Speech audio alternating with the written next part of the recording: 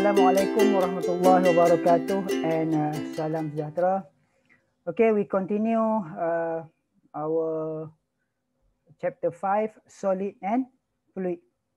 Sebelum kita teruskan kita punya bab 5, yang pertama sekali apa yang saya harapkan daripada pengkuliahan ini, by the end of this chapter, you should be able to first describe the characteristic of solid, liquid and gas, and then apply the concept of density and pressure in solving the related problem by using formula. Then explain Pascal principle and Archimedes principle. Then apply Pascal principle and Archimedes principle in solving related problem. All right. So we continue to characteristic of solid, liquid and gas. Perincian untuk karakteristik ini sila rujuk dalam buku Engineering Science textbook muka surat 89. Di dalam textbook tersebut, perincian diterangkan berkaitan dengan karakteristik untuk solid, liquid and gas. Antaranya adalah membincangkan berkaitan dengan daripada segi karakternya, daripada segi microscopic view, the strength of attractive force between particle, the amount of space between particle, compressibility, shape, volume, flow, and type motion of particle in this state. Untuk lebih faham, sila rujuk pada buku textbook sebab soalan-soalan final exam selalu juga bertanya tentang karakteristik of solid, liquid and gas, dan saya mengharapkan awak boleh buat jadual untuk membezakan di antara solid, liquid and gas. Okey, kita pergi kepada bahagian yang seterusnya iaitu density, ketumpatan. Apa yang dikatakan ketumpatan ataupun density is the amount of mass of object present in unit volume. Simbolnya adalah rho, bukan P rho. Nampak simbol dia? Okey. Dan formulanya seperti mana definisi tadi, mass divide by volume. So mass symbol of M, volume symbol of V. And unit for density is kilogram meter per cube. Okey. Untuk mendapatkan isi padu bagi sesuatu ketumpatan, kita mempunyai beberapa formula yang biasa kita guna di peringkat pengkuliahan kita, sama ada dalam bentuk cuboid atau dalam bentuk cuboid panjang kali lebar kali tinggi. Itu sahaja biasanya kita kira untuk V. Apapun saya tunjuk juga formula-formula untuk mendapatkan isi padu bagi silinder. Okey. Ini adalah isi padu bagi kon dan ini adalah formula isi padu bagi sfera. Dan ukuran yang kita gunakan adalah radius. Okey, kita gunakan radius, Okey. Sekiranya diberi dalam bentuk diameter, sama ada awak kena tukar kepada radius ataupun kita buat sedikit pengiraan apabila melibatkan kuasa 2. Okey, nanti kalau ada awak jumpa dalam soalan, kita boleh bincangkan berkaitan dengan maklumat yang diberi melalui diameter untuk mendapatkan sama ada isi padu bagi silinder, kon ataupun sfera. Ini adalah contoh-contoh formula. V equal to pi r power of 2 times h. H is height of cylinder. V equal to 1 over 3 pi r power of 3. And then we have sfera V 4 over 3 pi r power of 3. Okay, Di dalam jadual ini ditunjukkan apa nama ketumpatan bagi bahan-bahan yang tersenarai di sini. Okey, di sini diberi dalam unit gram per sentimeter padu dan juga kilogram per meter padu.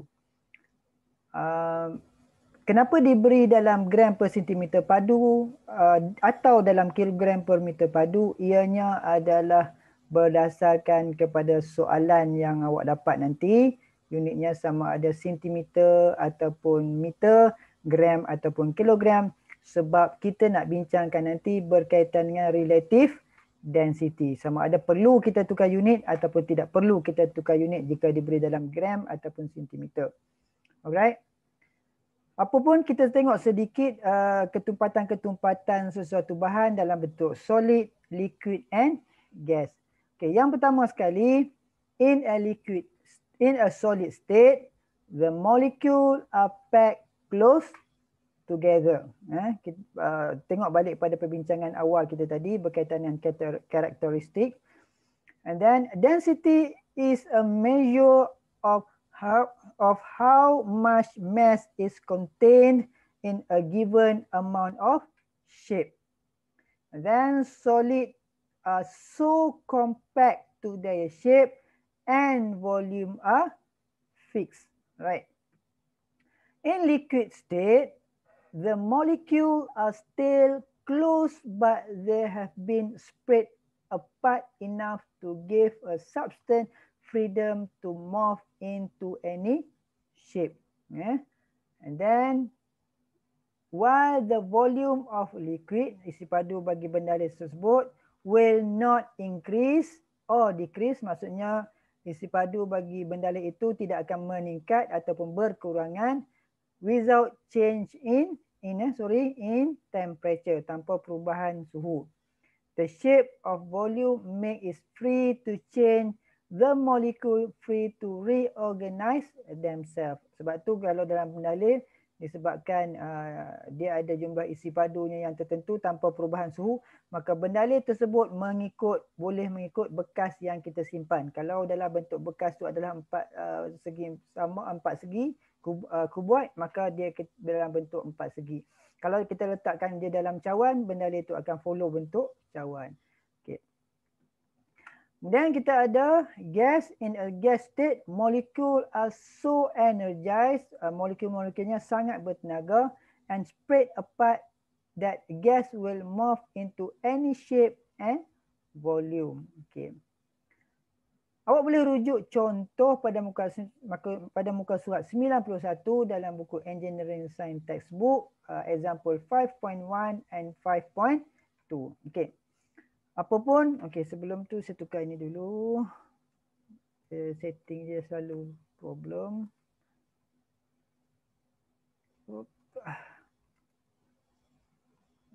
Okay. Okay. A cylinder has a mass of 18 kg. Dia bagi dalam mass jisim dalam 80 kg. And its density, ketumpatan, is 12 kg per meter cube. If the height of cylinder is 250 mm, calculate the diameter of the cylinder. Okay. So saya tukar saya punya ni ke dalam bentuk pen. So kita diberi nilai M kita adalah bersamaan 80 kg. So 80 kg. Kemudian kita diberi ketumpatan, simbol ketumpatan kita apa? Ketumpatan rho equal to 12 kg per meter cube. Dan kita diberi H, height adalah bersamaan dengan 250 mm. Kalau kita tukar kepada meter berapa? 1 meter 100 cm. 1 meter bersamaan dengan 1000 mm. Kalau 1 mm 0.0001, 1, 2, 3. Okey, so maka nilai H adalah bersamaan 0.25 mm. Calculate diameter. Okey. So macam mana kita nak buat? Kita tahu ketumpatan bersamaan jisim bahagikan dengan isi padu. Ketumpatan kita adalah 12, jisim kita 80 dan kita tahu bahawa V kita adalah bersamaan dengan 80 bahagikan dengan 12, maka kita dapat 6.67. Maka kita gantikan untuk dapatkan isi padu. Okey, macam mana kita nak dapatkan formula isi padu? Untuk silinder adalah pi r kuasa 2 H, maksudnya R, okey, dan H tinggi.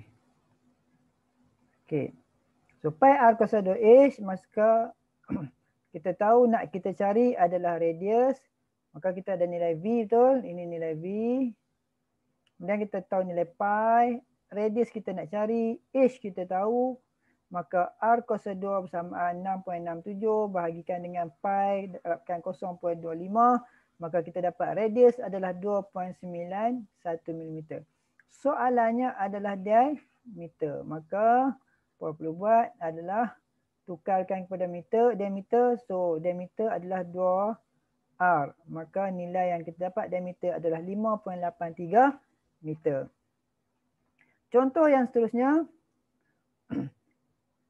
a body of mass 100 gram, nampak dia bagi dalam nilai 100 gram, dalam gram ni gram is insert into a measuring cylinder containing water. The reading of water level rising from 18 mm to 88.8 milliliter. Calculate the density of body in kilogram per meter cube. Dia nak ketumpatan. Okey, so ketumpatan dia berapa? Apa maklumat yang awak ada? Yang pertama sekali kita ada jisim dalam bentuk gram, kita tukarkan kepada kilogram. Saya harap awak tahu macam mana nak buat penukaran unit daripada kilogram kepada gram, gram kepada kilogram ataupun sebagainya. Okey, kita dah bincangkan dalam bab 1, maka kita dapat 0.1 kilogram. Okey, ingat soalan dia nak cari ketumpatan. Ketumpatan adalah jisim bahagikan dengan isi padu. So jisim kita dah ada. So macam mana kita nak dapatkan isi padu body tersebut? Maka kita akan ambil nilai yang paling tinggi. Okey, tolakkan nilai yang paling rendah. Maka kita dapat nilai isi padunya 8.8 mililiter.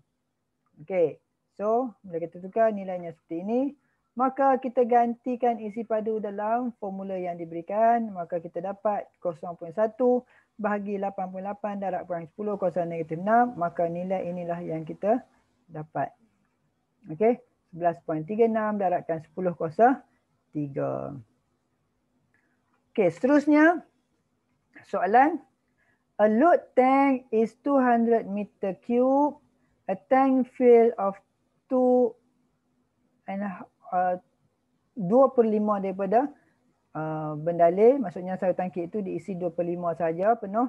The force in the tank base due to liquid 7.2 times 10 power of 5.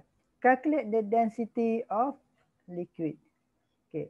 Yang pertama sekali, dia nak ketumpatan. Apa formula ketumpatan? Jisim, ketumpatan adalah bersamaan apa? Jisim bahagikan dengan isi padu. Okey. So mana kita nak dapatkan jisim? Mana kita nak dapatkan isi padu? Kan? So apa yang boleh kita buat adalah kita terbitkan formula balik berdasarkan maklumat yang kita ada. Maka kita tulis, pen saya, F equal to M A. So F kita ada, kemudian M kita ada 9.81. Maksudnya M ni kita darabkan dengan A. A ni asalnya adalah bersamaan dengan G, bersamaan dengan 9.81. Dan kita gantikan, maka dengan menggunakan persamaan algebra, maka M equal to 70,394.5 kg. Okay, so dia nak density. Maka M kita dah ada. M kita berapa? 73,000 lebih kurang. Dan V kita dah ada. Maka ketepatan kita adalah bernilai 917.43 kilogram per meter cube. Okay. Practice question 1. Awak boleh dapatkan practice question 1 ni daripada buku textbook. So what is the density of a board that have mass of 100 gram? So dia bagi dalam gram and a volume of 35 cm cube. Okay. So soalan dia nak dapatkan ketumpatan di mana what is the density of both that have mass 100 gram and volume 35 cm cube. So apa yang kita buat? Kita keluarkan maklumat. Kita ada M adalah 1 gram, V adalah 35 cm persegi. Kemudian Y ikut ketepatan jisim bagi isi padu. Maka jisim kita yang kita kira tadi apa? Sekarang berapa? 100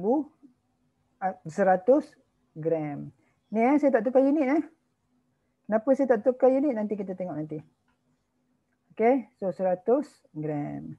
Kemudian V kita adalah 35 cm cube. Maka kita dapat 2.86 gram per cm cube. Okay, soalan yang kedua. Okay, balik pada soalan satu. Soalan satu ni kalau awak tukar kepada kilogram pun tak ada masalah. Meter padu pun tak ada masalah. Okay. Okay, kita continue practice question 2. A cuboid with density of 5,300 kg per meter cube was located on a table. Weight of the cuboid is 400 Newton. Determine the mass and volume of the cuboid. Okay. So macam mana kita nak selesaikan? Kita senaraikan dulu maklumat yang ada.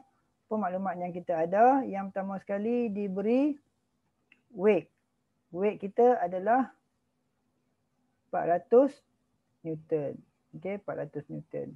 Kemudian diberi nilai ketumpatan rho kita adalah 5,300 kg per meter padu cube. So kita nak cari mass and volume. Macam mana nak buat? Kita tahu formula untuk weight adalah 400 Newton. Soalan dia nak mass. Okay, maka kita tahu bahawa W equal to mg. M kita ada dan G kita tahu. Maka 400 Newton bersamaan dengan M darabkan 9.81. Okey, maka dengan menggunakan hukum algebra, maka 400 bahagikan dengan 9.81, maka kita ada 40.77 kilogram. Selesai untuk mass. Yang kedua, dia minta kita dapatkan isi padu. Kita tahu nilai ketumpatan, so kita tahu nilai ketumpatan dan kita tahu nilai M yang kita dapat tadi. Okey. So kita tahu nilai M yang kita dapat tadi, maka kita gunakan persamaan algebra. Okey, campur tolak pindah kiri kanan kan. Okey, maka kita akan dapati nilai V, saya ringkaskan V bersamaan 0.00769 meter padu. Okey, contoh practice ataupun practice question yang ketiga. A piece of wood that measure 3 cm times 6 cm times 4 cm. Dia beri dalam cm and have mass 80 gram. So dia beri nilai jisim 80 gram. What is the density, ketumpatan, ketumpatan of the wood?